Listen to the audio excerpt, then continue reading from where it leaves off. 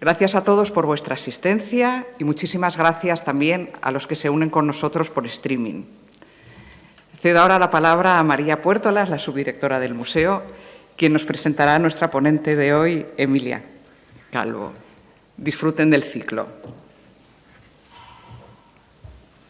Bueno, pues buenas tardes a todos, a los que estáis aquí presentes, que está lleno el salón, Emilia, y a los que nos ven vía streaming. Esta opción de hacerlo vía streaming comenzó con la pandemia porque no se podía asistir aquí y, bueno, como nos han ido solicitando el poderse conectar a lo largo de los años, creo que estamos en torno a unas 50 personas que están al otro lado de la pantalla también viéndonos, así que buenas tardes a todos. Al finalizar la sesión, si tienen alguna pregunta, pueden hacerlo en el foro de preguntas que tienen y se la transmitiremos a Emilia para que pueda contestar. Agradeceros a todos la presencia y sobre todo a Emilia Calvo por estar aquí hoy con nosotros, porque es un sueño cumplido, porque hemos hablado muchas veces, ¿verdad?, de la posibilidad de venir aquí. Además, Emilia es de Barbastro y pues con doble motivo, ¿no?, doble emoción de tenerla hoy aquí, además para hablar de un tema tan interesante que nunca hemos tratado y que creemos que es fundamental para entender después el devenir del arte románico en estas tierras, ¿no? Entonces, su conferencia se titula «La búsqueda del saber en tierras de frontera, la actividad matemática y astronómica en la Marca Superior en los siglos X y XI». Como bien dice Emilia, pues un territorio de frontera parece que es un territorio de conflicto, pero no siempre está en conflicto, ¿no? Entonces, en los periodos de paz y que no hay conflicto bélico, es un punto de encuentro entre culturas distintas y entre gentes distintas que quieren compartir, ¿no?, conocimientos, como es el caso de la Marca Superior, ¿no? Entonces, esos europeos que vienen atraídos por saber qué se está haciendo al otro lado de la frontera, pues al final ahí se produce un intercambio muy, muy interesante y en ese punto sitúa los astrolabios, que es el tema en el que ella pues se especializa porque su tesis es sobre astrolabios y nos ha ofrecido la posibilidad de el que quiera después, ha traído su colección de astrolabios, pues pueda, no todos, unos pocos, pues pueda acercarse y ver estos artilugios, ¿no?, que servían tanto para mediciones científicas, o sea, astronómicas, como matemáticas, ¿no? Entonces, bueno, su currículum es muy extenso, está completo en nuestra página web y voy a hacer un resumencito porque tu currículum es muy extenso. Entonces, ella es profesora titular del Departamento de Filología Clásica, Románica y Semítica en la sección de Estudios Árabes de la Facultad de Filología y Comunicación de la Universidad de Barcelona desde el año 1995. Su labor científica se ha centrado en el estudio de los textos medievales escritos en árabe de contenido matemático y astronómico, tanto de astronomía teórica como práctica, especialmente en instrumentos astronómicos como son los astrolabios y las láminas universales. Desde 1988 ha colaborado de manera ininterrumpida en sucesivos proyectos de investigación y ha sido investigadora principal de uno de ellos. Desde 1992 imparte docencia en los cursos de grado, posgrado y máster sobre lengua árabe e historia de la ciencia medieval. Ha sido directora del Departamento de Filología Semítica desde el 2009 hasta el 2014 y directora del máster propio de la Universidad de Barcelona sobre mundo árabe e islámico desde 2007 hasta 2021. Además, fue vicepresidenta, y esto está en inglés, del International Commission of History, tú lo dirás mejor, de Ciencia y Tecnología Islámica, ¿no?, de la sociedad, y que depende de la Unión Internacional. Eso. Además, es académica de la Academia Internacional de la Historia de la Ciencia con sede en París y ha sido consejera de la Sociedad Europea de Historia de la Ciencia y actualmente es consejera de la CHOTIS, que es eso. Miembro del Consejo Editorial de Revistas Científicas, ha publicado libros, un centenar de artículos en revistas científicas y obras colectivas en castellano, francés, inglés, árabe y sobre lengua árabe, instrumentos astronómicos, calendarios, teorías astronómicas y tratados astrológicos. Ha participado en numerosos congresos, conferencias internacionales y en 2018, por ejemplo, elaboró el catálogo de manuscritos astronómicos de la colección Almadilla de la Biblioteca Nacional de Túnez, que se publicó en inglés y árabe. Muchas más cosas están en la web, es muy extenso, así que es un honor esta noche, tarde-noche, compartir contigo esta sesión, que tú inauguras el ciclo de arte románico y que seguro que va a ser por todo lo alto. Así que muchas gracias, Emilia. Buenas noches. A ver, cuando una tiene muchos años, pues se amontonan las cosas y cuando alguien hace algo que le apasiona, no tiene que trabajar, eso dicen, ¿no? Es el resultado de muchos años de trabajo dedicándome a investigar en un campo que es bastante restringido, no hay mucha gente que se dedique a este tema, pero para mí es apasionante. Y ya está, por eso no sé, ese currículum, cuando lo oigo no parece que sea el mío.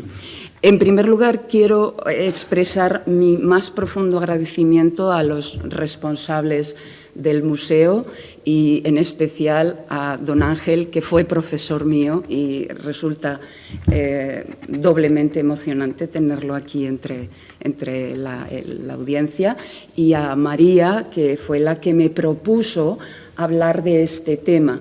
En principio ella me propuso hablar del astrolabio latino, el que algunos han llamado astrolabio carolingio, que es el astrolabio latino más antiguo conocido, que se construyó en esta parte del mundo, en la Marca Superior, y probablemente a finales del siglo X por sus características, a pesar de que no se puede afirmar con rotundidad porque no está fechado, no está firmado, pero las características hacen pensar en esto.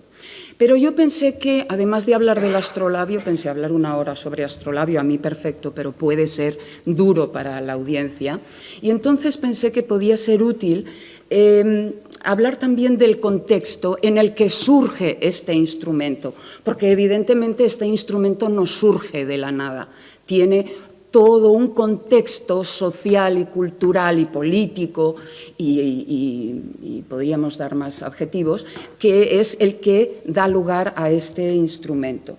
Entonces, yo lo que quería en principio es proponer a la audiencia un viaje, no en el espacio, porque no nos vamos a mover mucho de la zona en la que nos encontramos, sino en el tiempo. La propuesta es viajar 1000 años atrás aproximadamente, o quizá un poco más, en el tiempo.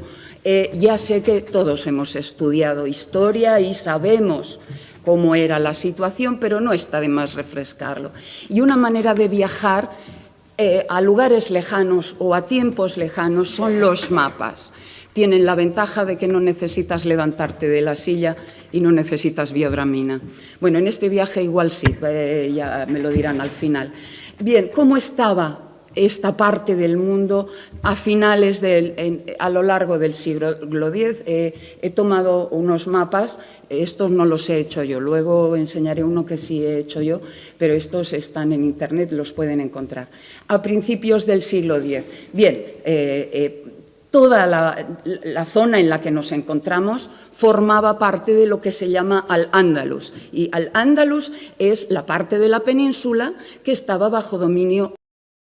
Es una frontera móvil, es una frontera que va desplazándose. Una frontera móvil es una frontera que va desplazándose hacia el sur.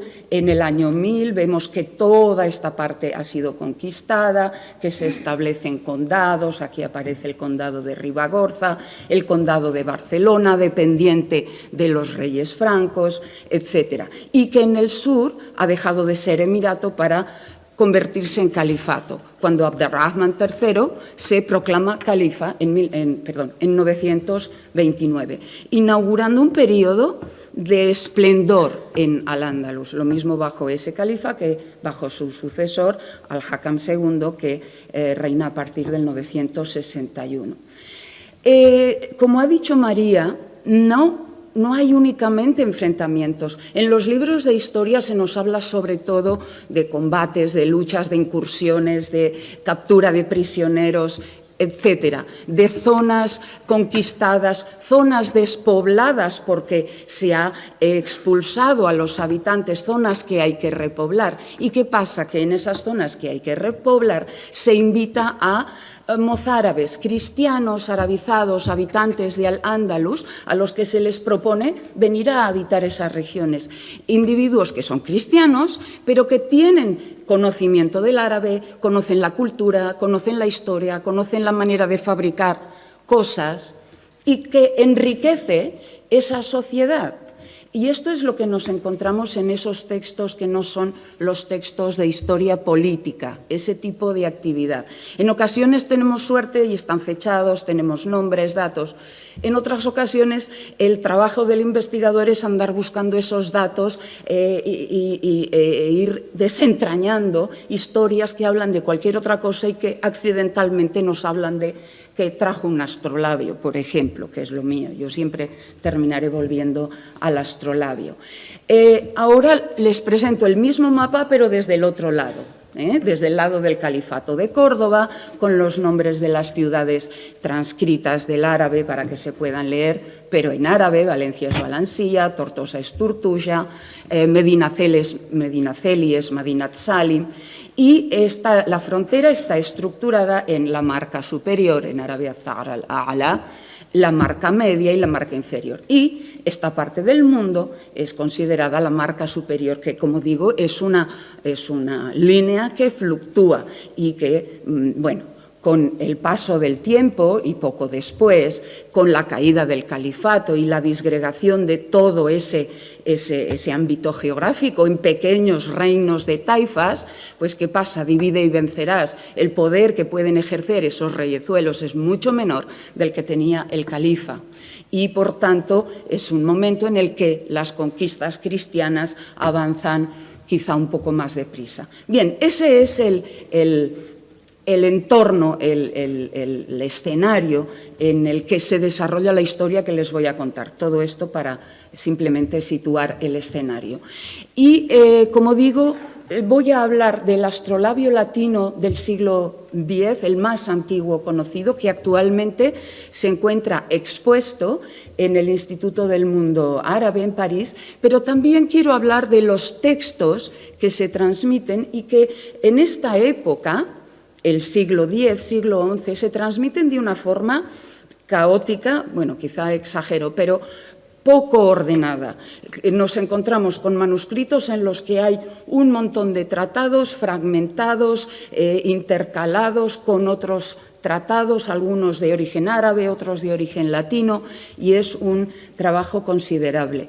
Y quiero hablar también de los protagonistas, de los que hacen el esfuerzo de redactar esos textos, de entenderlos, de entender lo que están explicando. Y en este periodo, siglo X, principios de siglo XI, esos textos científicos hablan sobre todo de instrumentos, en su mayoría instrumentos astronómicos y muchos de ellos de astrolabios. Y la pregunta que uno se plantea es ¿qué interés pueden tener esos individuos de los que estoy hablando, que en su mayoría son religiosos pertenecientes a monasterios, a abadías del norte de Francia sobre todo, pero también del norte de Francia e incluso un poco más allá, por entender esos textos y por entender cómo funciona un aparato de estas características. Pero me parece interesante hablar de estos individuos y por eso esta es la otra ilustración que he incluido en la presentación. Está tomada del Salterio de Blanca de Castilla, que se considera elaborado en torno al 1225, 1230, siglo XIII, pero es la ilustración que abre ese libro de oraciones y en ella aparecen probablemente tres religiosos. Uno de ellos sostiene en sus manos un tratado, un manual, un manuscrito, un documento. Yo creo que podrían ser unas tablas astronómicas, pero nunca lo sabremos. Al otro lado tenemos un individuo que está tomando notas, y yo considero que son religiosos porque, a pesar de que por las facciones parece joven, fíjense que tienen la tonsura propia de los religiosos. Y el personaje central, ¿qué está haciendo el personaje central? Pues lo que está haciendo es sostener en sus manos esto, ¿sí? La parte de atrás de un instrumento como el que tienen aquí. Aquí lo tienen de frente, pero él está usando la parte de atrás. ¿Para qué sirve la parte de atrás? La parte de atrás, fíjense que tiene, la regla enfocada hacia el cielo, estrellado. Está intentando determinando la altura de una estrella. ¿Y para qué querría hacer esto un religioso?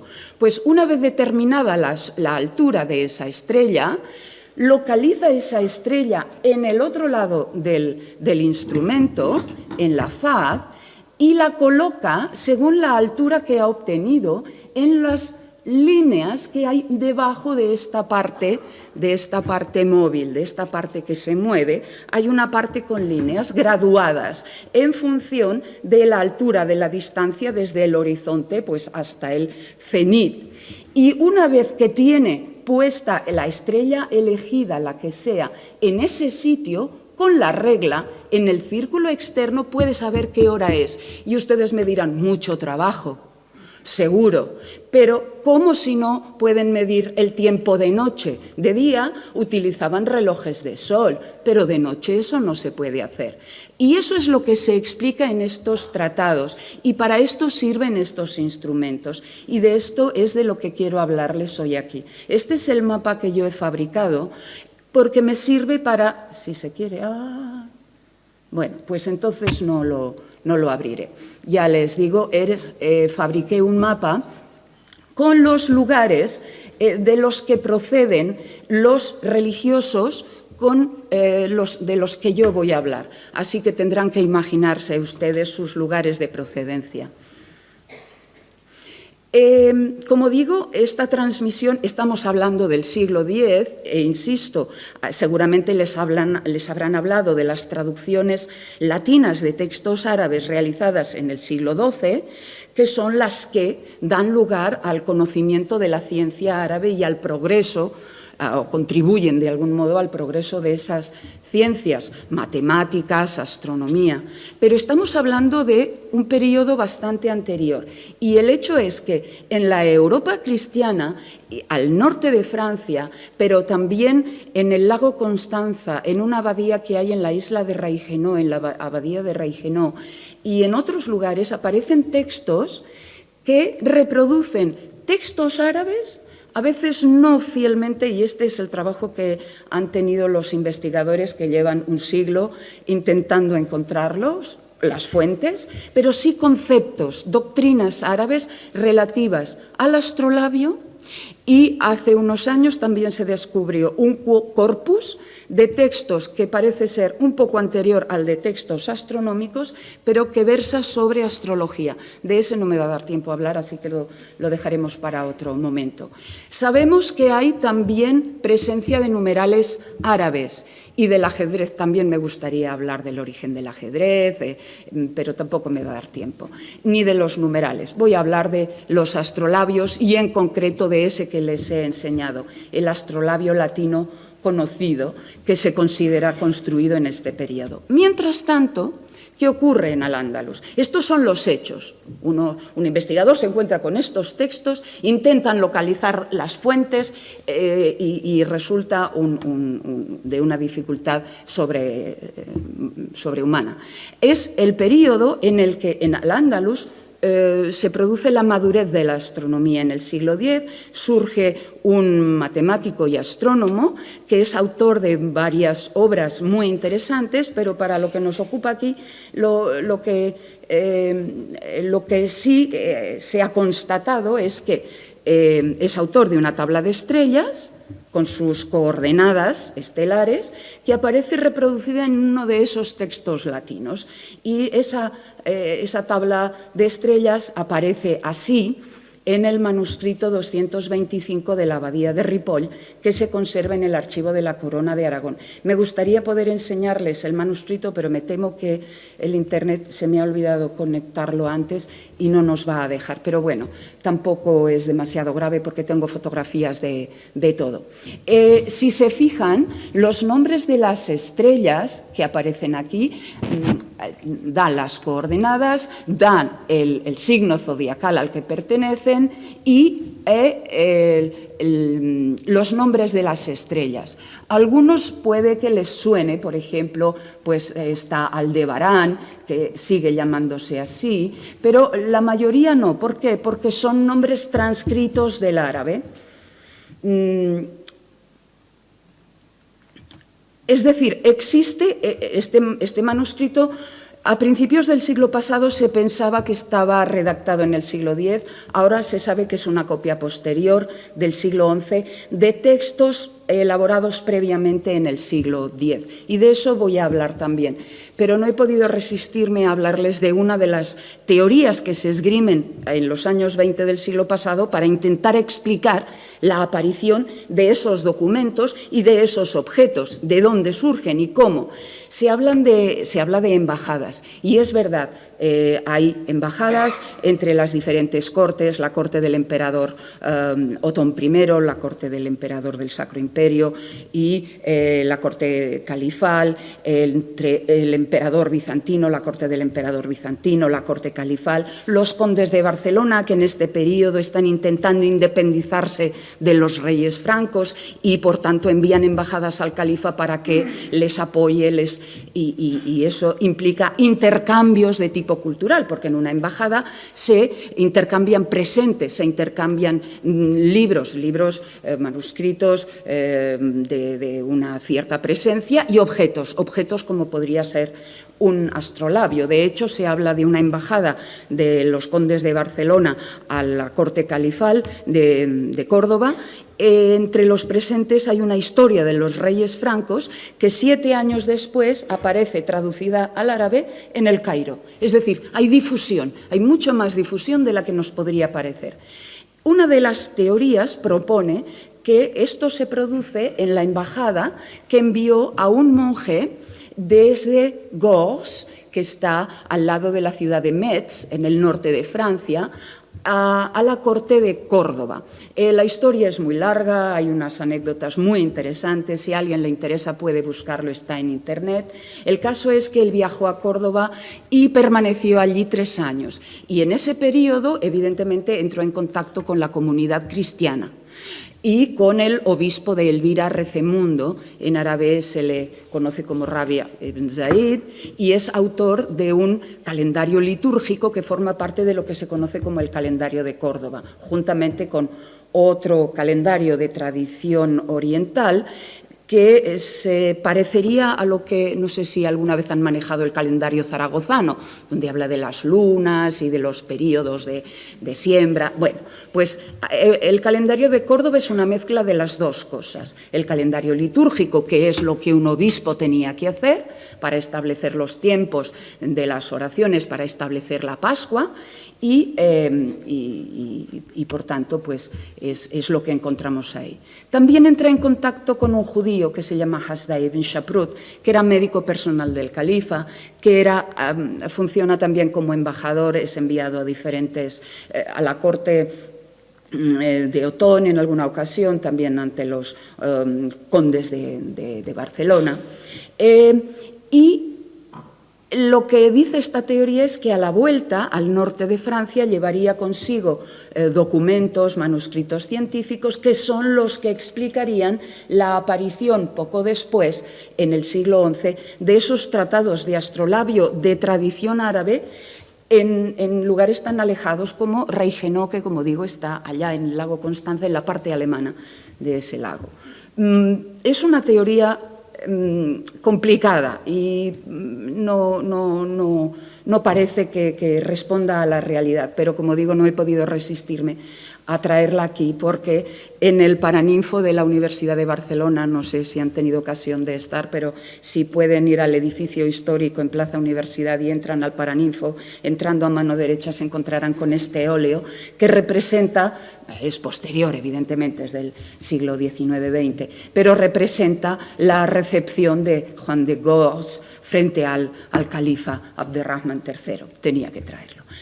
Hay una teoría más sencilla y es la que desarrolló Millás Vallicrosa. Millás Vallicrosa fue el maestro de mis maestros, de Vernet y Samsó, y publicó este estudio en el año 31 y se considera la fecha de inicio del grupo de historiadores de la ciencia árabe de la Universidad de Barcelona, al cual yo he tenido la suerte de pertenecer, y digo la suerte porque me he podido dedicar a estudiar estas cosas que parecen peregrinas, pero a mí me apasiona. Lo que hizo, se presentó a un concurso que organizaba una fundación, la Fundación Pachot, y que quería que se presentaran ensayos sobre ideas físicas y matemáticas en la Cataluña medieval. Y entonces él lo tituló así. Pero en realidad de física no hay nada, y matemáticas sí, pero no mucho. Lo que hay es, lo que él hizo fue estudiar ese manuscrito que está en el archivo de la Corona de Aragón, el manuscrito, 225, y que lo que tiene es lo que les decía al principio, un montón de tratados, pero entremezclados y desordenados, y que están dedicados fundamentalmente a explicar cómo se construye y cómo se utiliza un astrolabio. La astronomía que presentan esos textos tiene un nivel mucho más elevado que lo que estos monjes de los que hablo, estos religiosos, normalmente manejan obras como la de Temporum Ratione de Beda, que es la que se usaba para determinar la Pascua, para determinar las horas de oración en los monasterios religiosos, o bien esta obra de las nupcias de Mercurio y Filología de Marciano Capella, que es un estudio del trivium y del quadrivium. No sé si recuerdan el trivium y el quadrivium, son las artes liberales que muchos de estos religiosos también estudian, aparte de las cuestiones teológicas, estudian la gramática, la retórica y la dialéctica, el trivium, y además la aritmética, la geometría, la astronomía y la música, que se considera una de las 4 ciencias del quadrivium y que se estudia en la Edad Media como una de las ciencias exactas por una serie de razones. Bien, fundamentalmente estos tratados describen cómo construir y usar estos instrumentos, y el objetivo es la medida del tiempo, y también se pueden utilizar para hacer mediciones, lo que se podría llamar agrimensura, la anchura de un río, la altura de un edificio, la profundidad de un pozo. Se puede medir también con el dorso, con esta regla, que en árabe regla se dice aidada, y entonces ha pasado como alidada. Los que manejan astrolabios la llaman alidada, ¿vale? Pero es una regla. Y con ella se pueden hacer mediciones mediante trigonometría. Pero esta es otra cuestión, aquí estamos hablando de la medida del tiempo. Yo aquí he desgranado todos esos tratados muy complicados y he puesto los folios porque se ve que comienza con uno que se llama De Utilitatibus Astrolabi, folio 1 recto, 1 verso, pero luego empieza otro de Mensura Astrolabi y ese es sobre construcción del 1 verso al 10 recto, y además parece que es un texto posterior y más elaborado. Luego vuelve otra vez es decir, es una locura para un investigador, de verdad. Yo compadezco a los que se han dedicado a estudiar esto. La ventaja que tenemos los investigadores ahora es que todos estos manuscritos están digitalizados. Los tenemos en el ordenador si queremos, si tenemos conexión a Internet. ¿Funcionará? No sé. Es que se me ha olvidado no pasa nada. Simplemente quería enseñarlo porque tenerlos digitalizados, claro, las nuevas generaciones les parecerá algo evidente, pero yo, como digo, pertenezco a una generación millennial. ¿No? ¿Es la mía? Sí.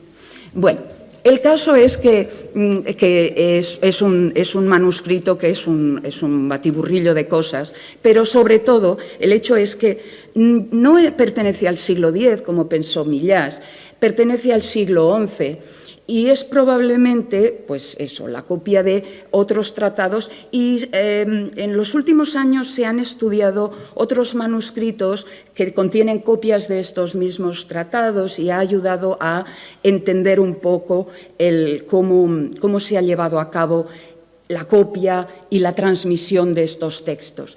Y eso me lleva a hablar de los protagonistas de esta historia. Entre ellos, quizá el más destacado, y por eso le dedicaré más tiempo, se llama Gerberto. Gerberto, originario de Aurillac. Aurillac, que está en la Auvernia. Por suerte a este sí le he puesto el mapa aquí.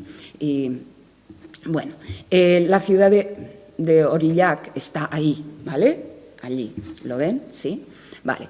Él ingresó muy joven en ese monasterio y en un viaje del conde de Barcelona que pasó por el monasterio, el abad le preguntó si en su región, es decir, en esta parte del mundo, había buenos conocimientos en matemáticas, en música. Les interesaba también la música, porque el canto es importante.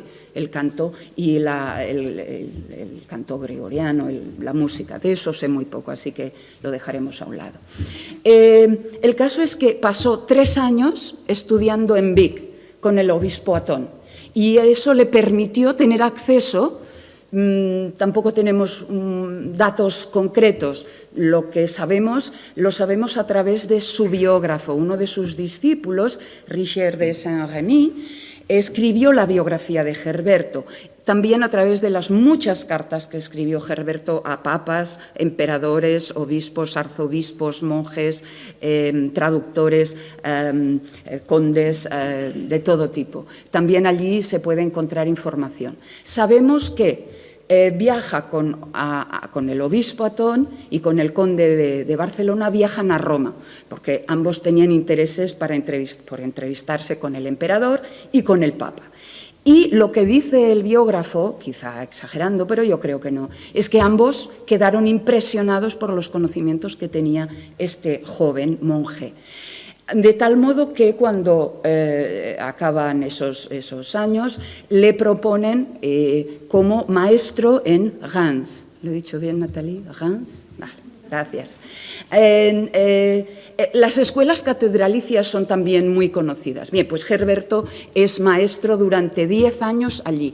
Y lo que sabemos de Gerberto y de su enseñanza es que lo que les sorprende a los investigadores es que para el Trivium, ¿se acuerdan?, utiliza la bibliografía que todos conocemos y aparece citada, Cicerón, los autores conocidos. En cambio, para el Quadrivium no se cita, en esa biografía no se citan fuentes, no aparecen. Lo que se dice es que construye esferas para explicar la astronomía, que es un buen sistema para hacerlo, para explicar la astronomía y la cosmología, las características de la esfera celeste, cómo funciona la esfera celeste. Y además se dice que tiene mucho éxito, que atrae alumnos de Italia y de Alemania, es decir, ese es el germen de ese movimiento. Hay un movimiento amplio entre monasterios y también, si me da tiempo, lo veremos. Pero, ¿cómo son esas esferas?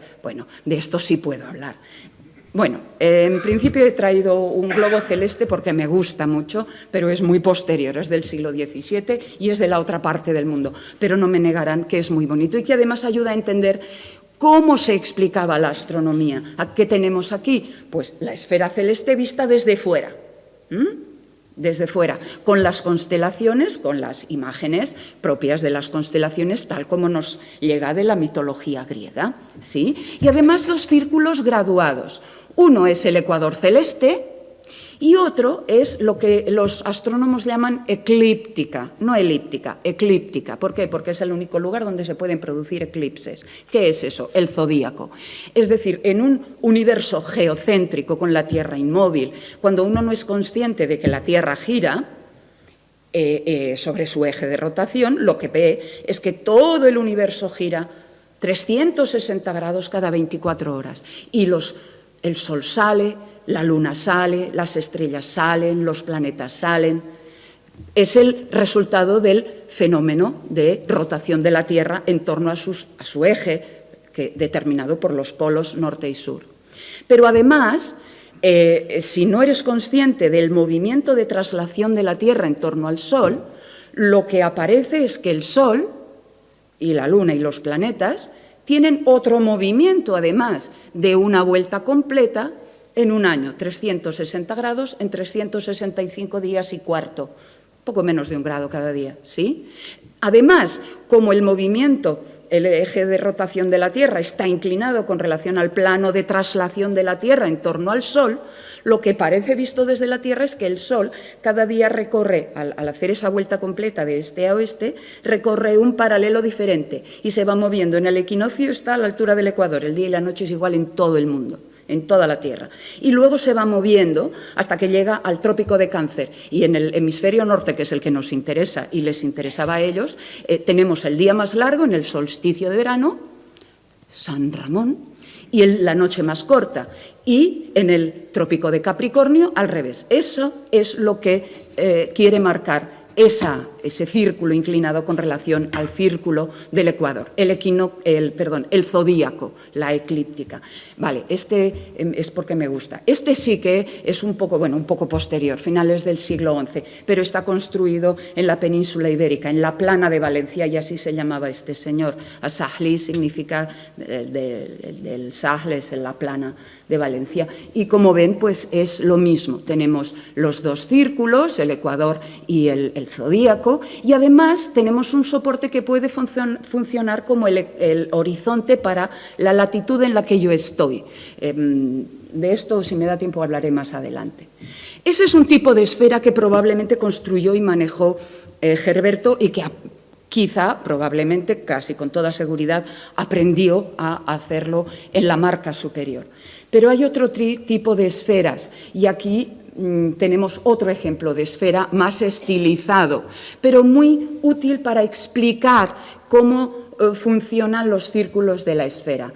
Aquí tenemos un señor con esta esfera. Esta esfera se llama armilar. ¿Por qué? Porque está hecha a base de anillos, armillas, anillos que representan el ecuador, más o menos el ecuador, los trópicos, y este es el zodíaco, la eclíptica, lo que representa el movimiento anual del Sol. Aquí, por lo visto, se quieren representar tablas astronómicas, no lo sé. Esta es una de las que más me gustan, está tomada de la traducción castellana alfonsí, hecha en el siglo XIII, bajo Alfonso X el Sabio, a partir de un tratado escrito por un astrónomo al que yo le he dedicado algunos años de mi vida, a Zarquiel. Puede que a alguien le suene el nombre, ¿no?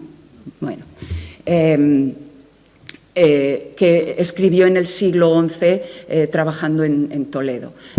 Aquí hay más anillos, porque aquí se pretenden representar más cosas y además algunos son diámetros. Pero también encontramos, pueden ser pequeñas, como la primera que les he enseñado, para explicar como un instrumento de cálculo, pero también pueden ser instrumentos de observación, como este que se construyó para el Observatorio de Estambul, que tuvo una vida efímera y fue una pena. Pero es otra esfera armilar y con esta se podían hacer observaciones. Y luego hay instrumentos híbridos. Yo a este señor también le he dedicado, al Battani, le he dedicado unos cuantos años, y aquí lo que tenemos es un globo dentro y una serie de círculos que representan diferentes círculos de la esfera para poder hacer cálculos y también alguna observación. Este sería el tipo de instrumentos que manejaba Gerberto. Después de esos 10 años en Reims, Othon lo nombra abad de Bobbio, porque quería arreglar la situación, que parece ser que en la abadía no estaba muy allá, pero duró un año, o sea, terminó volviendo otra vez a Reims. Pero tenemos en Bobbio esta imagen de este fresco en donde aparece con esa inscripción, lo siento porque no se ve muy bien, Gerbertus Abbas Boviensis, y fíjense lo que tiene aquí abajo. Ahora pueden decirme qué es esto, es una esfera armilar. Se le representa como abad y aquí abajo como Silvestre II Papa, porque termina en el 999 siendo consagrado Papa con el nombre de Silvestre II, pero se le representa con los atributos del abad, pero con una esfera armilar, un compás, un tratado de geometría y probablemente un tratado de astrolabio. Vuelve a ser maestro en Reims, fue elegido arzobispo, pero no fue muy bien recibido, así que vuelve a ejercer como tutor, esta vez del heredero de Otón II, Otón III, que, bueno, le pide que le enseñe. Además, como digo, un hombre que escribe muchas cartas y tenemos en concreto 2 de las que tenemos documentadas. Escribe a un tal Llobet de Barcelona, en realidad pone Lupitus Barquinonensis, y Lupitus puede ser perfectamente la forma latinizada de una forma arabizada del nombre Lope, hispano, porque sabemos que hay un mozárabe que se llama, creo recordar, Muawiya ibn Lub, en árabe no hay P, entonces se representa se utiliza la B repetida, Lub, y ese Lub puede terminar siendo Lupitus, Llobet, si estás en Barcelona. Pues le escribe pidiéndole un tratado de astrología, que puede ser de astrología o podría ser un tratado de astrolabio, lo que le pide que le envíe. En cualquier caso, tenemos documentado un traductor en el siglo X al que Gerberto le pide un tratado que ha traducido, y estamos hablando de finales del siglo X. Y además, al obispo de Gerona le pide que le envíe al obispo de Reims un libro sobre multiplicación y división, editado por un tal Joseph Hispano. Y aquí los investigadores también intentan adivinar quién puede ser este Joseph Hispano. Y una de las teorías es, ¿se acuerdan que les he hablado de Hasdai ibn Shaprut? Su nombre, su cuña, es Abu Yusuf, y este podría ser perfectamente el Joseph Hispano, porque sabemos que está en contacto con otro judío, también médico, del norte de África, de Túnez, que es autor de un tratado de uso de la esfera armilar que estudió hace unos años una colega mía, que lamentablemente fallecida de manera súbita. Bueno, pues es autor de Dunash ibn Tamim, que le envía tratados, es decir, tenemos una vía de conexión. Además, es también la vía de introducción, Gerberto, de los numerales indoárabes, pero no me voy a entretener porque ya me estoy entreteniendo bastante. En conclusión, Gerberto es el personaje por su protagonista, o uno de los grandes protagonistas de esta historia, no el único. Es consagrado papa, es el primer papa francés, lo cual tampoco fue muy bien recibido, y el nombre parece que lo eligió porque el primer papa Silvestre fue confesor de Constantino. Su fiesta se celebra el último día del año. Bien, se le atribuyen varias obras, algunas están documentadas, pero he hablado de Reims, de Gerberto. No es la única escuela catedralicia. Sabemos que en Chartres también hay una escuela catedralicia importante y que tenemos uno de los, el fundador y además el que promovió la construcción de la catedral y muchas otras cosas, que fue obispo hasta su muerte, que probablemente fue discípulo de Gerberto y que escribe un poema para memorizar, para recordar los nombres de las estrellas y que están transliterados del árabe al latín. Tampoco lo traigo, pero bueno, es muy interesante.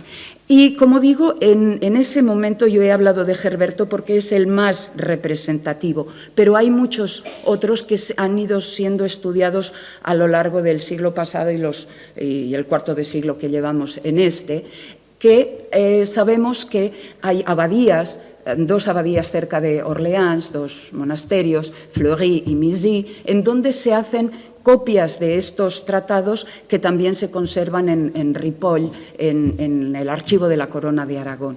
Y algunos de ellos, por ejemplo, Constantino de Fleury, que fue abad de Mizzi, que fue discípulo de Gerberto y del monje y abad de Fleury, pero también en la abadía de Reichenau, de la que les he hablado. que tiene un discípulo, Germán Contractus, el contrahecho, por lo visto nació con espina bífida y con muchos otros problemas, pero tenía una mente privilegiada y redacta 2 tratados de astrolabio. Y además, y esto lo he descubierto preparando esto, es el autor del Salve Regina. Y de otro que, como no lo conozco, este sí, porque este lo aprendí aquí. Bueno, no aquí en el monasterio, en el seminario. Yo aprendí la Salve en latín. A pesar de que yo hice ciencias, ojo, yo hice ciencias, yo en el bachiller superior hice matemáticas y física y química. Bien, pues 2 discípulos de este abad de Reichenau, uno que se llama Rudolf de Lieja y otro que se llama Ragimboldo de Colonia, y esto sí que es interesante. Yo os habría enviado el astrolabio, pero se trata de un instrumento que nos sirve de modelo para construir otro. Si os interesa la ciencia de este instrumento, no dudéis en venir a San Lambert de Lieja, no lo lamentaréis. Espero que ustedes tampoco lamenten haber venido aquí a oír hablar del astrolabio.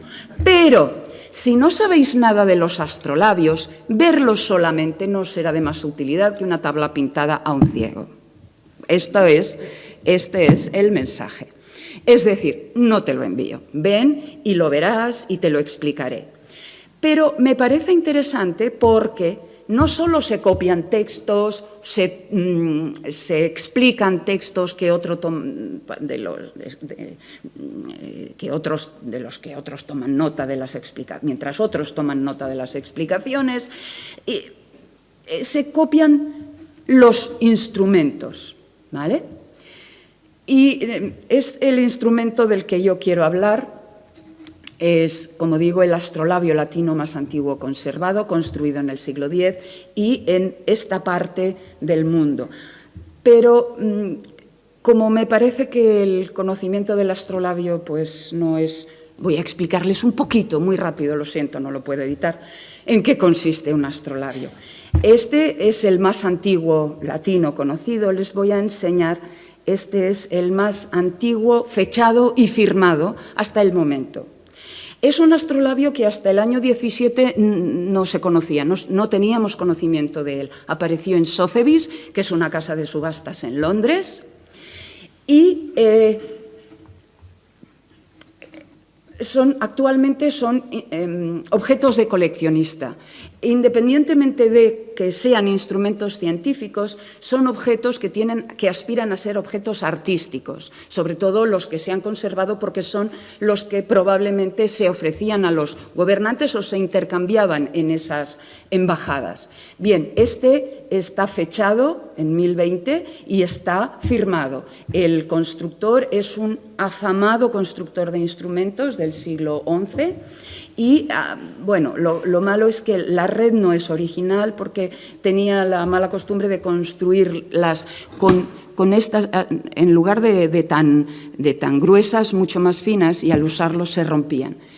¿Qué es el astrolabio? Pues en esta página web tenemos los elementos de los que consta un astrolabio. Esto que yo traigo, que son reproducciones, no se pueden desmontar porque eso encarecería el producto. Pero los instrumentos originales seguramente se fabricarían muchos como este, de cartón o de otros materiales para el uso diario.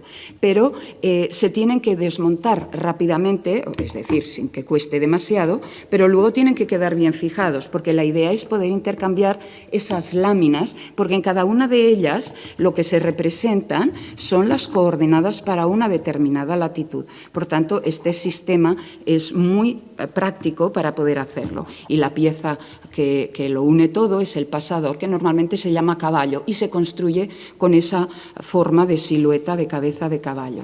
Las piezas que tenemos aquí es esa caja en donde se guardan todas las láminas, que se llama la madre.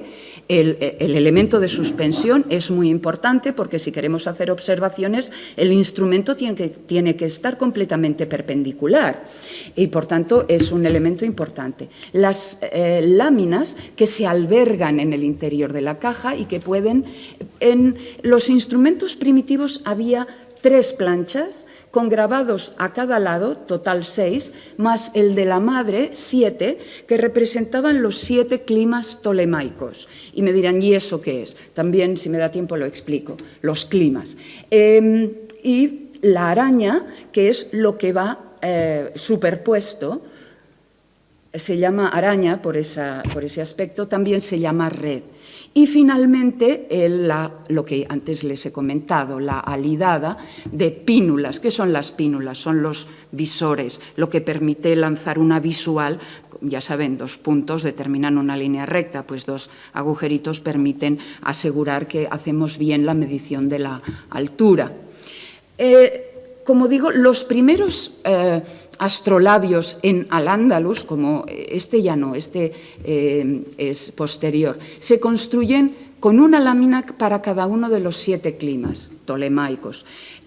Clima hace referencia a la meteorología, pero aquí hace referencia a la geografía. Son franjas longitudinales de las diferentes porciones de la Tierra. Clima viene de clímata, que significa inclinación, es decir, desde el ecuador hasta el polo, pues la superficie terrestre se va inclinando. Y se establecen en función de la duración máxima del día en cada uno de ellos. Se va incrementando en media hora con respecto al anterior. Yo les traigo aquí otro mapa, ya les he dicho, me encantan los mapas. Y en este mapa, que es muy anterior, es el mapa de Eratóstenes del siglo III a.C., director de la Escuela de Alejandría, fue el que determinó la circunferencia terrestre con una precisión bastante, bueno, se equivocó un poquito, pero bastante notable para los medios de que disponía. Y aquí vemos el centro de cada uno de esos climas. El primero pasa por Meroe, en actual Sudán, y el siguiente por Asuán, aquí pone Siena, el tercero por Alejandría, el cuarto por la isla de Rodas, el quinto por Bizancio, Roma, y también esta parte del mundo. El centro del quinto clima es el mejor para vivir. Bueno, el cuarto y el quinto, ambos están bien. El sexto, no sé por qué no aparece, estaría en el centro del Pontus Euxinos, de este mar. Y el último, en el que pone, no creo que lo vean, pone Borístenes, es la desembocadura de este río que se llamaba Borístenes y ahora se llama Dnieper. Bueno, esta es la tabla de climas según este astrónomo Ptolomeo, que vivió en Alejandría en el siglo II, del 120 y algo, y que es el gran astrónomo de la antigüedad, es autor de obras de armónica, de música, de geografía, de astronomía, de astrología, pero sobre todo su obra de geografía, pues establece estas latitudes y el centro de cada clima en función de, pues en el primero el día más largo dura 13 horas, 13 y media, 14, etcétera. Pueden comprobarlo. Aquí el día más largo dura aproximadamente. El día de San Ramón dura 15 horas y la noche 9, aproximadamente. ¿Qué es un astrolabio? Y ahora vamos a ello. Pues es el resultado de coger una de esas esferas celestes, la esfera celeste, y aplanarla. Porque esas esferas son muy útiles para entender cómo funciona el universo y cómo se organizan esos diferentes círculos, pero muy práctico para llevarlo de un sitio a otro no lo es. Por tanto, la idea es proyectar esa esfera en 3 dimensiones en un plano. Y eso es lo que se hace, es decir, se necesita conocer geometría. Ptolomeo es autor de una obra que se titula Planisferio, en donde explica cómo aplanar la esfera. De hecho, algunos de esos tratados latinos se titulan con la terminología árabe transcrita Wasat al-Qora, que significa eso, aplanar la esfera, o sea, planisferio. Y lo que se hace es representar, por un lado, las coordenadas celestes. Aquí ven la proyección de estos 3 círculos, Cáncer, Ecuador, Capricornio. Capricornio es el círculo más externo, se proyecta desde el polo sur y el polo norte aparece proyectado en el centro del instrumento. Como es una proyección perspectiva, el círculo más próximo, Capricornio, que es igual que Cáncer en la esfera, en la proyección aparece más grande porque se utiliza el Ecuador como plano de proyección. Entonces tenemos la proyección del trópico de Capricornio, de Ecuador y del trópico de Cáncer, para empezar. Y después tenemos que proyectar nuestro lugar en función de nuestra latitud. Y la latitud a veces se define como la altura del polo sobre el horizonte, según lo inclinado que esté. Esta sería 10, 20, 30, 40, aproximadamente este lugar, 42 más o menos, la altura del polo sobre el horizonte, ¿sí? Pues este círculo, con todos los paralelos de altura y los círculos verticales, los que me permiten medir arcos de horizonte, es lo que tengo aquí aplanado, representado. Me dirán, aquí no parecen círculos paralelos, lo sé, pero sí que son círculos paralelos en la esfera y funciona. Y recapitulemos, ¿sí? Tenemos que queremos construir el astrolabio, empezamos por proyectar el polo norte, porque nos interesa el hemisferio norte, ¿sí? Desde el polo sur, ¿de acuerdo? También queremos representar ese movimiento aparente del Sol en torno a la Tierra a lo largo del año, que hemos dicho que es inclinado, el zodíaco inclinado, 23,5 grados aproximadamente. Bien, pues lo proyectaremos en este círculo que tienen aquí, este círculo que es un círculo excéntrico. Es ese círculo el que representa el zodíaco, los 12 signos zodiacales. También queremos representar estrellas que nos permitirán medir el tiempo en función de la altura de cada estrella por la noche y representarlas también en esa parte móvil. ¿Y cómo lo hago? Pues de la misma manera. Y finalmente, mi horizonte, para una latitud específica, y eso aparece para cada latitud en una lámina diferente. La característica ingeniosa de este instrumento es que combina dos sistemas de coordenadas. El sistema local, el lugar en el que yo estoy.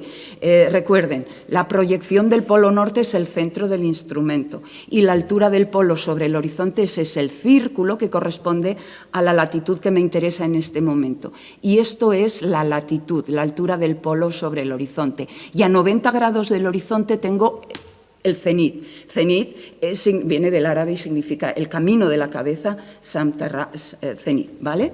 Bien, eso es lo que tenemos. Y en la parte móvil, la que se mueve sobre la parte fija, lo que tenemos son los signos del zodíaco que al moverla sobre la lámina, yo reproduzco el movimiento aparente del Sol y de las estrellas sobre el horizonte. Es una manera de no únicamente decir qué hora es porque en el momento en el que yo coloco la estrella que sea sobre el lugar, yo tengo automáticamente una imagen del cielo para ese momento.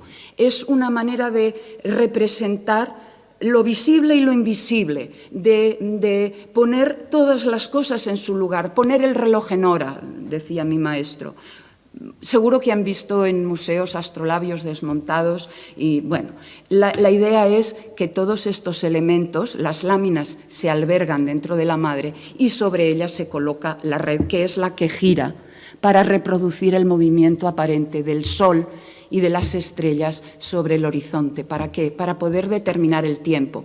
No solamente puedo determinar qué hora es, puedo determinar cuánto tiempo faltará para que salga el sol en ese día, en ese lugar en el que estoy, cuánto durará el arco diurno en ese día. Es decir, da muchísima más información que únicamente la que nos da el reloj o el teléfono móvil, un número.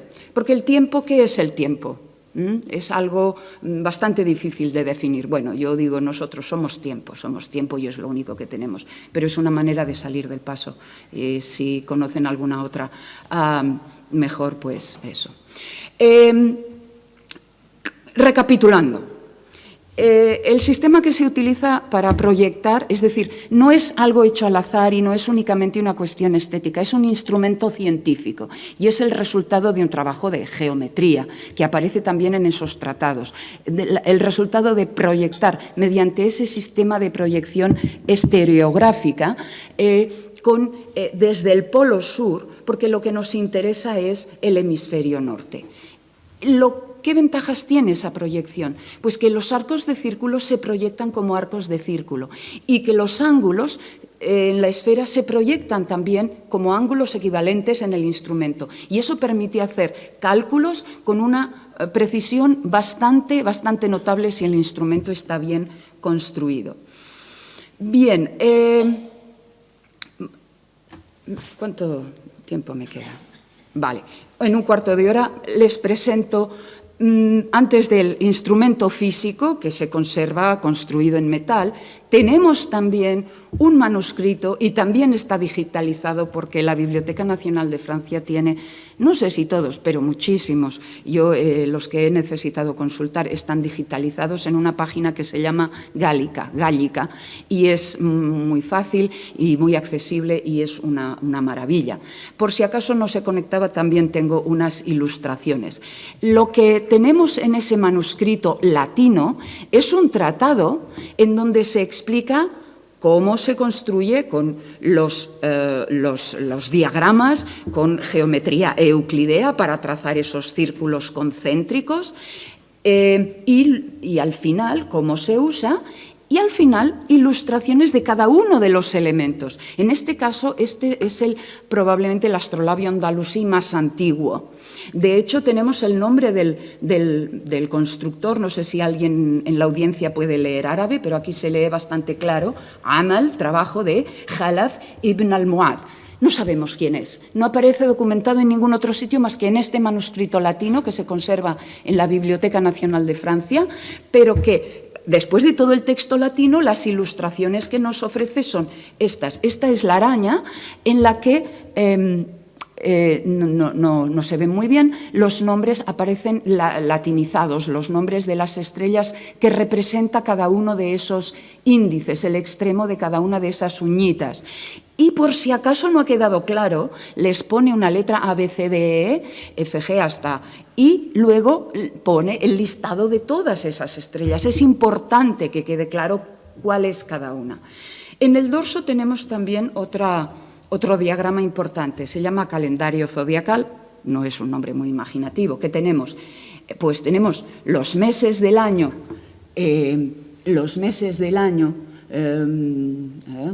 Agosto, mayo, junio, julio, agosto, septiembre, octubre, noviembre, diciembre, o sea, con la traducción latina, sobre el texto árabe copiado. Probablemente el que lo copió no sabía árabe, pero hizo un trabajo realmente encomiable, porque se entiende perfectamente, está muy bien copiado. Recuerdo que cuando hace unos años el profesor que investigó este tratado explicaba cómo alguien que no sabe árabe puede copiar un texto árabe, decía recordar a alguien que grababa las lápidas en el cementerio de su pueblo y que era analfabeto. ¿Cómo lo haces? A mí me lo dan dibujado y yo copio el dibujo. Pues aquí se hizo algo parecido con el texto árabe. Y después, y eso ya lo hemos visto, da láminas para cada uno de los 7 climas. Aquí solo he traído la fotografía del séptimo clima y da también, es decir, el más alto. Fíjense que este arco, esta distancia es muy grande. Conforme vamos viendo las láminas para climas, para otros climas, el sexto, el quinto, el cuarto, esa distancia desde ese arco que representa el horizonte se va reduciendo. Y finalmente, y les voy a hablar de este instrumento. Es un instrumento que apareció en el año 61, lo compró un marino mercante que además también trabajaba en cartografía, historia de la cartografía y coleccionaba instrumentos, en un anticuario de París que dijo que lo había comprado en el sur de Francia a un español. No sé, creo que recordar que era Toulouse. Cuando murió lo legó al Instituto del Mundo Árabe, que lo tuvo en los almacenes durante mucho tiempo sin exhibirlo, porque había dudas respecto a su autenticidad. Un astrolabio construido en esta parte del mundo, en la marca hispánica, en el siglo X, parecía una falsificación. Hubo una reunión en el año 90 en el Instituto del Mundo Árabe, a la que yo tuve la suerte de asistir, y allí se dirimió y no se llegó a ninguna conclusión. Finalmente, en el año 93, el Congreso Internacional de Historia de la Ciencia, que organiza organiza la Unión Internacional cada 4 años, tuvo lugar en Zaragoza. Y en el marco incomparable del Palacio de la Aljafería hubo un simposio dedicado exclusivamente a este instrumento en el que participaron todos los expertos en todas las cuestiones que afectan a este instrumento. La metalurgia, el tipo de material utilizado, las inscripciones, astrolabios similares o no, las inscripciones de todo tipo, toda una serie de expertos, y la conclusión bastante unánime es que es auténtico. De hecho, en el Instituto del Mundo Árabe actualmente sí se exhibe y ha sido prestado a muchas exposiciones de todo tipo. Las características: es un instrumento construido, según David King, que es el mayor experto a nivel internacional en instrumentos árabes y europeos tempranos, por alguien que era novato, que no tenía mucha, pero no incompetente.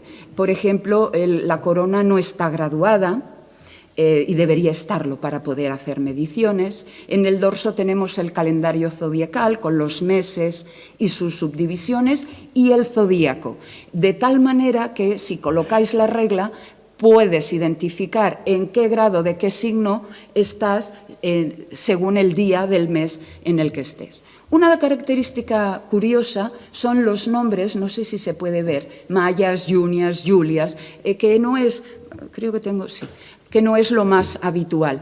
Pero lo que dice David King es que sí que tenemos algún otro ejemplo, y él cita un calendario del Gem, es del siglo III, está en Susa, en Túnez, y aparecen los meses comenzando por marzo, claro, el equinoccio es el primer mes, un calendario en el que septiembre es el séptimo, octubre el octavo, noviembre el noveno, diciembre el décimo, y luego enero el undécimo y febrero el duodécimo, evidentemente. Se empieza por el equinoccio. Martias, no sé si se lee, o Mayas para mayo, o alguno más he puesto, Augustas para agosto. Es decir, no es habitual, pero tenemos otros ejemplos y seguramente buscando encontraríamos más.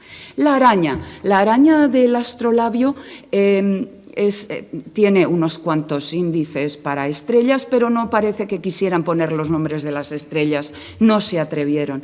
Y en cuanto a la inscripción de los signos del zodíaco, según David King, se hizo un par de siglos después y por alguien incompetente.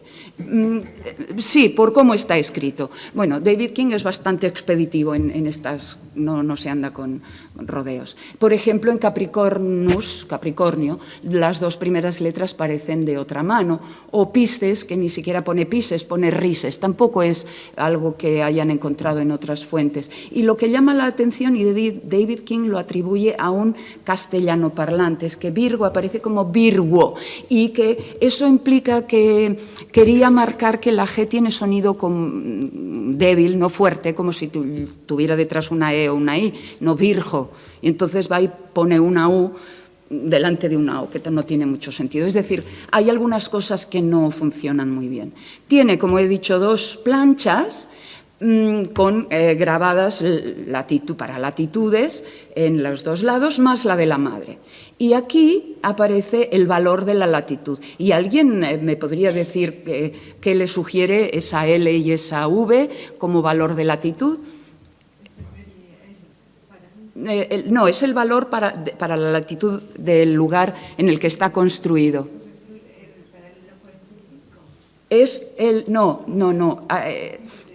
Sí, esto es lo que pensamos todos cuando lo vemos, L50, V5. Resulta que no, porque lo que han hecho ha sido transcribir el sistema alfanumérico que también existe en árabe y que también hace equivaler a las letras valores numéricos. En realidad, en ese sistema la L vale 30 y la V vale 6. Y la prueba es que aquí tenemos las 12 horas desiguales, el resultado de dividir el arco diurno en 12 partes. Son desiguales porque de un día para otro el día varía, por tanto esas divisiones también variarán. Y tenemos la A para el 1, aquí la B para el 2, la C para el 3, la D para el 4, la E para el 5 y la V para el 6, porque es el sistema alfanumérico árabe, que yo tuve que aprender en hebreo porque no sigue el orden del alfabeto árabe. Aleph, Bet, Gimel, Dalet, He, wow, es igual.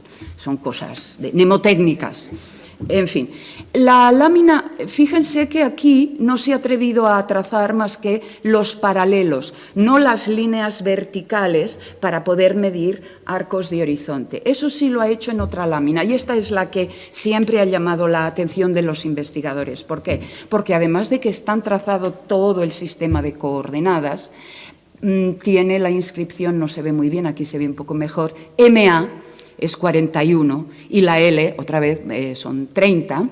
41, 30 funciona bastante bien para Bizancio, para Estambul, funciona bastante bien para Roma, funciona bastante bien para esta parte del mundo. Bueno, Barbastro son 42, Barcelona son 41, o sea, por aquí andamos, ¿sí?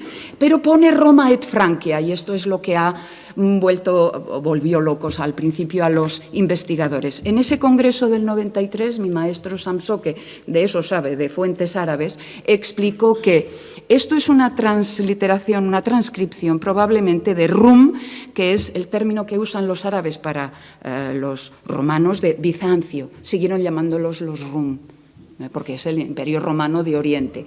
Y Francia es la transcripción del término que se usa para no solo los francos de más allá de los Pirineos, sino para los ifranch, es la palabra árabe para todos los que están al otro lado de la frontera. Son ifranch. Es decir, no es que se volviera loco el constructor, a pesar de que un poco torpe, perdónenme, sí que era, necesitó grabarlo hasta 3 veces para que le quedara a gusto esa línea. Y eso contrasta con los instrumentos árabes y con los europeos que se han conservado, es decir, era probablemente un novato. Tampoco tienen claro de cómo se hizo, si se construyó sin grabados en Al-Ándalus y se llevó, o se construyó entero en la marca hispánica. El caso es que es un instrumento construido en esta parte del mundo, pero también tiene una lámina para latitudes mucho más altas, que podrían ser para el norte de Francia. Aquí hay una M, una Z y una L, o sea, 47, 30, y por el otro lado para 45. Este instrumento se considera auténtico y una auténtica joya hasta el punto de que la Real Academia de Ciencias y Artes de Barcelona es una de las instituciones que lo ha pedido prestado al Instituto del Mundo Árabe para hacer una copia y además lo llaman astrolabio de Barcelona. Perdónenme, en fin, es un astrolabio latino. Y ya no les robo más tiempo, me he pasado un poquito, pero es lo que quería contarles. Este instrumento muestra ese interés. Coincidirán conmigo en que de entrada no es fácil entenderlo, mucho menos construirlo. Por tanto, ¿qué mueve a estos religiosos que son hombres cultos, que tienen unos conocimientos y un bagaje importante de la tradición clásica, a interesarse por este tipo de astronomía y matemáticas y geometría que se cultiva al otro lado de la frontera?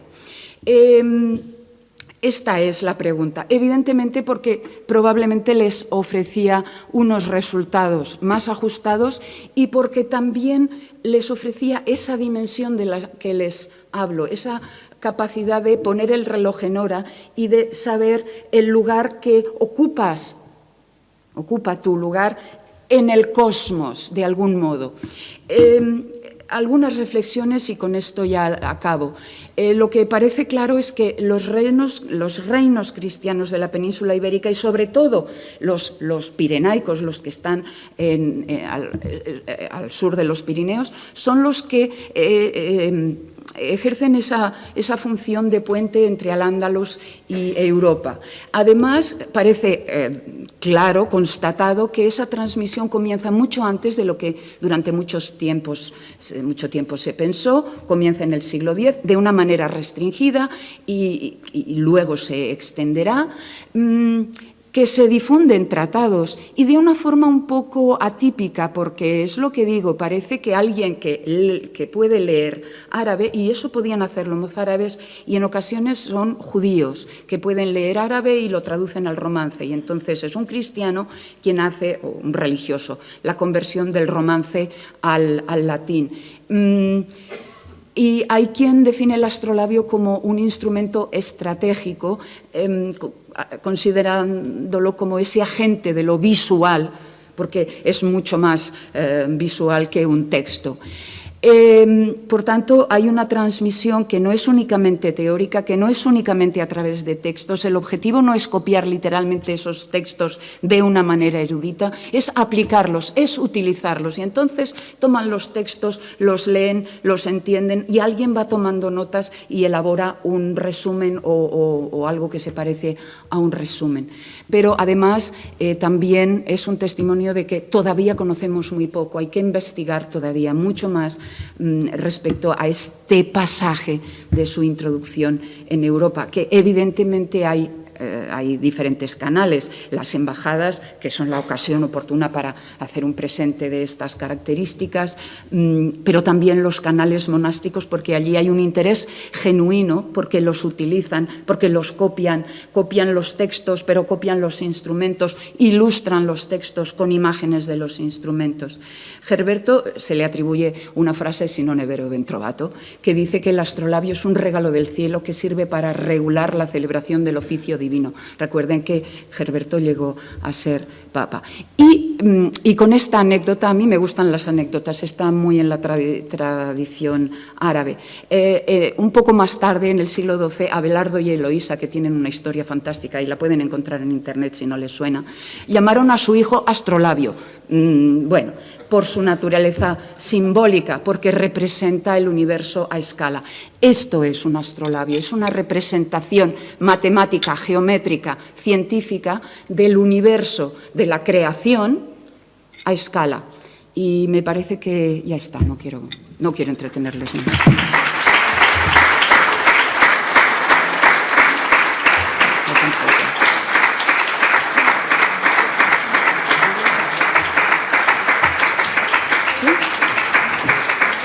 Si mi maestro lo hizo.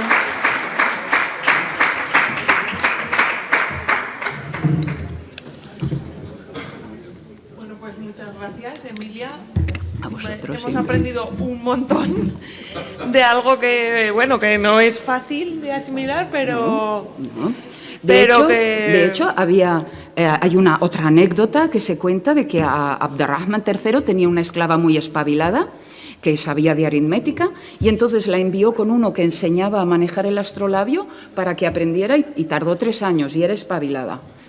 Así que en una hora no hay maestro ni alumno que lo domine, pero yo llevo toda la vida, 38 años. Que gracias porque ha sido muy claro, yo creo que sí. Y gracias. No sé si hay alguna pregunta. Dale. Has dicho, evidentemente, estas constelaciones del zodíaco, pero ¿siempre aparecían las mismas estrellas en todos los astrolabios? No. A ver, cada astrónomo elegía sus estrellas. Por eso, el que en ese documento de Ripoll aparezcan esas en concreto, con esos valores, indica que lo han tomado de un astrónomo andalusí, en concreto de este. Y después de comparar un montón de manuscritos, encontrar esto debió ser de mucho alivio para el investigador. No, cada astrónomo, además, se construyen astrolabios de muy diferentes tamaños, es decir, los hay pequeños, manejables, transportables, y los hay de gran tamaño. Y sobre todo los que se construyen en Persia son de una belleza, de una exquisitez. Hay astrolabios que tienen la araña, es esta parte móvil, donde están las estrellas, completamente simétrica, pero representando estrellas que no son simétricas. Evidentemente depende del astrónomo, del constructor. Y la verdad es que yo no he trabajado con instrumentos, yo he trabajado con textos, pero normalmente no, cada astrónomo creo que utiliza. Pero hay unas cuantas que sí, suelen ser las más brillantes, que aparecen en casi todos.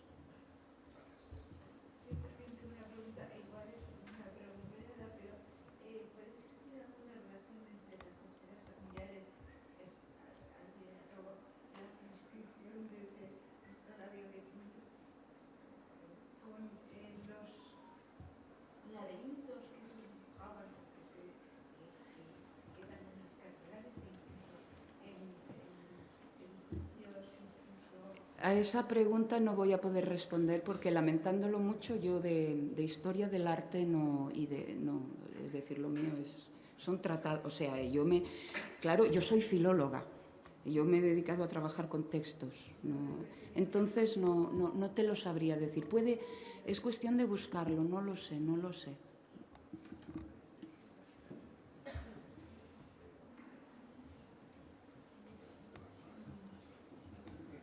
¿Alguna más? Sí. En la misma línea de la primera pregunta, entiendo que todos los astrolabios se reproducen exclusivamente en el hemisferio norte, no hay... Yo he trabajado, los astrolabios en general se utilizaron en un momento en el que la geografía se reducía a lo que denominaban el ecúmene, es decir, el cuadrante terrestre habitado, la parte terrestre y hasta el Ecuador, y un poquito más abajo quizá, pero ya está. El hemisferio sur no les interesaba demasiado a nivel práctico. A nivel teórico sí, porque precisamente, ya que me lo pregunta, el tratado que yo estudié como tema de tesis doctoral no es un tratado sobre el astrolabio, es el tratado sobre una lámina, ahora saben lo que es una lámina, de astrolabio, una lámina especial, una lámina que es para todas las latitudes. Es decir, en el caso de que en el astrolabio no haya una lámina para la latitud para la que uno quiere trabajar, pues entonces un astrónomo que además trabajaba en la Mezquita Mayor de Granada, pues diseña una lámina de astrolabio para todas las latitudes. Y allí sí que con el diseño que tenía en la parte central entre el Ecuador y el polo se parecía bastante a este, no sé si se verá. Y con esto decía, mira, esto es el polo norte, tú vas hasta aquí y esto es el Ecuador, ahora vuelve y llegas al polo sur. O sea, tú coges la esfera y si la chafas, con esta representación tienes toda la esfera, pero era un interés más bien teórico, no práctico. No les interesaba especialmente el hemisferio sur. ¿Quién vivía en el hemisferio sur? No trabajaban para el hemisferio sur. Y estos instrumentos no son objetos, para ellos no son objetos de arte únicamente también, sino son instrumentos, pues como ahora el telescopio, son instrumentos para hacerles trabajar y cálculos. Entonces no, hemisferio sur no. ¿Hay alguna pregunta también vía online? ¿De qué material se solían hacer? Buena pregunta, porque eso no me ha dado tiempo a explicarlo. Los que se conservan, yo diría que todos, aparte de ese que les he enseñado en el manuscrito, que es una ilustración, los que se conservan suelen ser metal, latón. Probablemente se construyeron también en metales, en oro, para algún presente especial, pero seguro que se construyeron muchos de este tipo de material, de madera, incluso de papel. Depende del periodo, pero por ejemplo, si en Internet hay un profesor que ha estudiado el Tratado de Astrolabio de Geoffrey Chaucer, el que escribió los cuentos de Canterbury, que además de eso escribe un tratado de astrolabio para su hijo Luis, que tenía 11 años, es decir, esto lo puede manejar un niño de 11 años. Y en el tratado hay como recortables para poder construirlo en papel. Es decir, que seguramente hubo quien se los fabricó en madera, papel, cartón, pero claro, todos esos no se han conservado. Los que se conservan son los presentes regios en materiales nobles, en bronce, en latón, en materiales de este tipo. Esto no es una pregunta, es un comentario. Me ha parecido una conferencia magnífica. ¡Uy! Bueno, pues lo agradezco. Yo, es a lo que yo me he dedicado, quiero decir, durante muchos años, por tanto. La pasión se nota. Es que realmente estudiar estos instrumentos te pone en conexión con otras mentes que se dejaron fascinar también por todo lo que encierra, por todo el potencial que encierra. Y eso hace que, lo que decía, te apasione y no suponga nada más. Bueno, ya está, es que se me enrolló mucho.